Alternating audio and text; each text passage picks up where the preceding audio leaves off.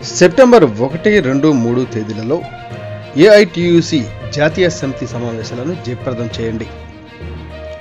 September 3న కార్మిక మహాప్రదర్శన బహిరంగ సభ.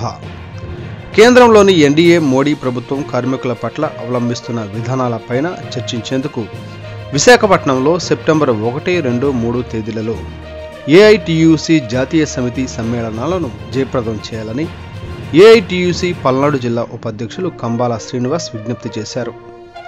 శనివారం సత్తెనపల్లిలో ఏఐటియుసి కార్యాలయంలో సత్తెనపల్లి నియోజకవర్గ కార్యవర్గ సమావేశంలో జరిగింది. కార్యవర్గ సమావేశంలో ఏఐటియుసి సత్తెనపల్లి నియోజకవర్గం అధ్యక్షులు కంబాల శ్రీనివాస్ అధ్యక్షత వహించారు. ఈ సమావేశంలో ఏఐటియుసి జాతీయ సమితి సమ్మేళనాలకు సంబంధించిన వాల్ పోస్టర్ కరపత్రాలను విడుదల చేయడం జరిగింది. కంబాల శ్రీనివాస్ ఈ సందర్భంగా మాట్లాడుతూ కేంద్రంలో అధికారంలో ఉన్నటువంటి బీజేపీ మోడీ ప్రభుత్వం కార్పొరేట్ కంపెనీలకు దేశ సంపదలోని రైల్వేలు, విమానాశ్రయాలు, పోర్టులు, బొగ్గు గనులను కారుచౌకగా అప్పజెపుతున్నారని వారు విమర్శించారు. కార్మికులు ఎన్నో పోరాటాలు, త్యాగాలు చేసి సాధించుకున్నటువంటి 44 కార్మిక చట్టాలను 4 లేబర్ కోడ్లుగా మార్చి కార్మిక హక్కులను కాలరాస్తున్నారు అని అన్నారు.